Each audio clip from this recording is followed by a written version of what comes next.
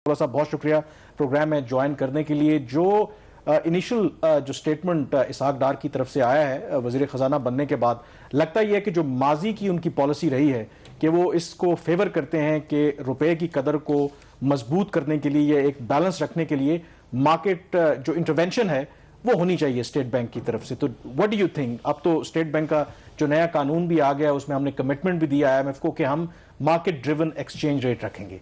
बिस्मिल्लाहिर्रहमानिर्रहीम। देखिए, market intervention 2-3 तरीकों से होती है।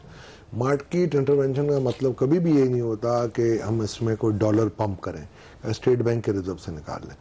एक काम कर लें, हमारे साथ इस वक्त पाकिस्तान के मायानाज फाइनेंस के जो बीट के हेड हैं और जो आपके जर्नलिस्ट हैं राना साहब बैठे हुए हैं। राना साहब बता दें मुझे कि 2013 से 2017 तक स्टेट बैंक के रिजर्व से या गवर्नमेंट के जो एक्स्ट्रा रिजर्व थे उससे कितने पैसे उन्होंने पंप किए थे और उसके बाद कितने पंप हुए, क्योंकि ये बहुत गहरी नज़र रखते हैं, उनको सब पता है। ठीक है ना? नहीं, ब्रेक से पहले इन्होंने पूरा ब्रेकअप दिया। मैंने पूरा दे दिया जी। मुझे नहीं पता था कि दिया है, मगर मैं आपको एक और चीज बता, आप बात मुकम्मल करें फिर इसका। हाँ जी, मुझे आप दे दें ताकि इंटरवेंशन का मतलब ये होता है कि स्पेक्यूलेशन अगर कोई कर रहा है तो उसको भी रोकना एक इंटरवेंशन है। आपको अगर बैंक्स ज्यादा कोई जोर लगा रही हैं और कोई एक्सपोर्टर बाहर अपनी पैसे रख के बैठा हुआ है, उसको भी उस पर जोर जबरदस्ती करना और मंगाना, ये हमारा हक है, हमारा पैसा है, ये भी एक बहुत बड़ी इंटरवेंशन कहलाती है। So there are qualitative and quantitative both aspects.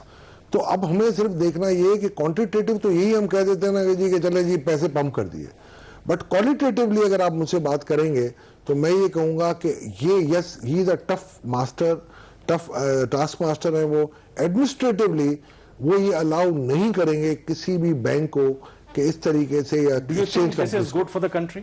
Yes, I think this is extremely good for the country.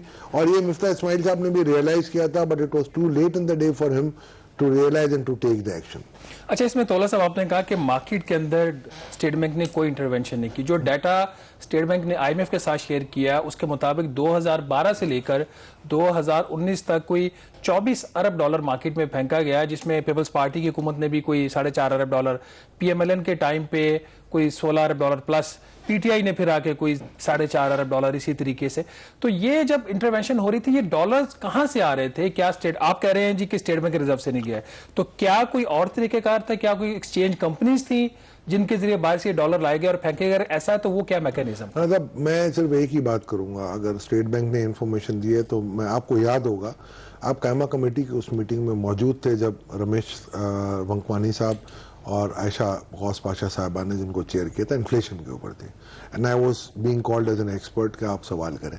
मैंने उस वक्त जो डिप्टी गवर्नर मौजूद थे उनको मैंने ये सवाल किया था कि आप मुझे बता सकते हैं कि कितने पंप किए। उन्होंने कहा जी ये क्लासिफाइड इन्फॉर्मेशन है, हम आपको नहीं दे सकते, and obviously I never press for that. मैं आपको एक बात बताऊं, मैं एक चीज़ का बड़ा कायल हूं कि मैं देखना चाहता हूं कि आप भी जानते हैं कि जी के ओपनिंग बैलेंस एड हमने अगर कोई लोन लिए लेस, अगर हमारा जो करंट अकाउंट डेफिसिट आया है is equal to closing reserve आपके आते हैं।